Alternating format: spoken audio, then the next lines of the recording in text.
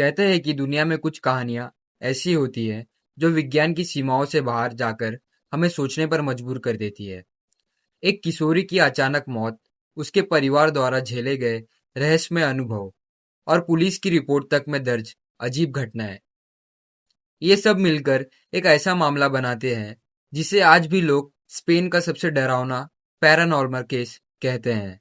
दोस्तों, आज हम बात करेंगे वेलकास केस के बारे में, जो एस्टेफेनिया गुटेरेस लाज़ारो की असमय मृत्यु और उसके बाद होने वाली रहस्यमय घटनाओं से जुड़ा है और जिसे आज तक पूरी तरह समझा नहीं जा सका है।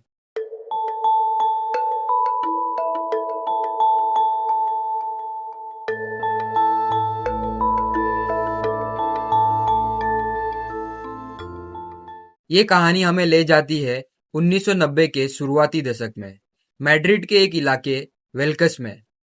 स्टेफानिया बिल्कुल एक सामान्य किशोरी लड़की थी जिसके सपने बाकी लड़कियों की तरह ही थे। लेकिन कहा जाता है कि एक दिन उसने और उसकी सहेलियों ने स्कूल में कुछ ऐसा करने की कोशिश की जिसने उसकी जिंदगी की दिशा हमेशा के लिए बदल दी। उन्होंने एक ओइजा बोर्ड निकाला और आत्माओं से संपर्क साधने का प्रयास किया। कहा जाता है कि ये सब एक मरे हुए दोस्त के प्रियजन के संपर्क करने के लिए किया गया था। लेकिन उस समय अचानक एक अध्यापिका यहाँ आ गई और उन्होंने बोर्ड को बीच में ही तोड़ दिया। उसी पल गवाह बताते हैं कि बोर्ड से धुआं उठा और एस्टेफेनिया ने अनजाने में उसे सांस के अंदर खींच लिया, और यहीं से शुरू हुआ वो सिलसिला जिसने आगे चलकर पूरे परिवार की जिंदगी हिला दी। उस दिन के बाद से ही एस्टेफेनिया में अजीब से लक्षण दिखने लगे। पहले तो ये मामूली लगे, लेकिन धीरे धीरे उसकी हालत बिगड़ती चली गई। उसे नींद में परेशान करने वाले सपने आने लगे। वो कहती थी कि उसे छायाओं जैसी आकृतियां दिखाई देती है जिनके चेहरे नहीं होते और जो बार बार उसे अपनी ओर बुलाती है। उसकी आवाजें बदलने लगी, अचानक गुस्सा फूट पड़ता और उसे बार बार दौरे पड़ने लगे। परिवार ने पहले सोचा ये तनाव या पढ़ाई का दबाव है, लेकिन जैसे जैसे समय बीता सबको महसूस हुआ कि मामला इससे कहीं ज्यादा गहरा और डरावना है। स्थिति लगातार बिगड़ती रही और एक दिन तो बात इतनी आगे बढ़ गई कि एस्टेफेनिया ने अपनी ही बहन पर हमला कर दिया। उसके शरीर में अजीब लक्षण दिखाई देने लगे और डॉक्टरों से भी कोई स्पष्ट कारण नहीं मिला। आखिरकार अगस्त 1991 में अचानक आए एक भयंकर दौरे ने उसकी जान ले ली। उसे मैड्रिड के गेग्रोयो मारायन हॉस्पिटल ले जाया गया, लेकिन वहां डॉक्टर भी कुछ नहीं कर पाए। पोस्टमार्टम रिपोर्ट में उसकी मौत का कारण सडन एंड सस्पिशियस डेथ लिखा गया, यानी अचानक और संदिग्ध मौत। लेकिन असली वजह का आज तक कोई स्पष्ट उत्तर नहीं मिला है। आमतौर पर कहानी तो यहीं पर खत्म हो जाती है, लेकिन वेल्कास केस में असली डरावनी दास्तान तो एस्टेफेनिया की मौत के बाद शुरू हुई। परिवार ने दावा किया कि घर में अजीब घटनाएं होने लगी, दरवाजे अपने आप खुलने और बंद होने लगे, फर्नीचर खिसकने लगा, बर्तन गिरने लगे और रात को अचानक कमरे का तापमान ठंडा हो जाता।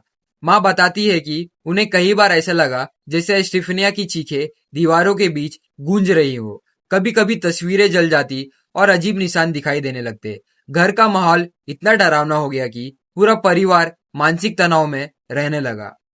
आखिरकार नवंबर 1992 में परिवार ने पुलिस को बुलाया।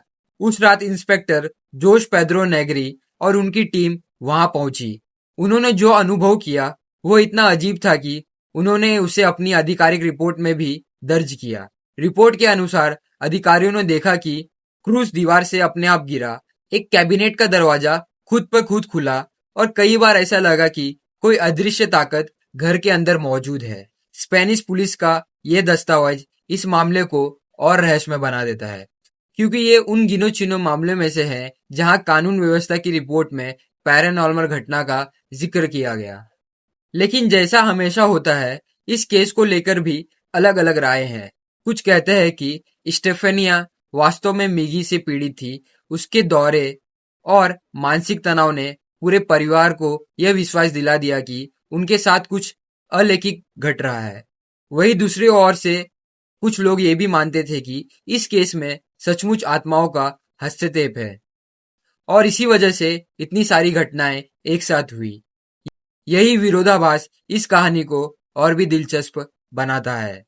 तो सवाल ये उठता है कि आखिर सच क्या है?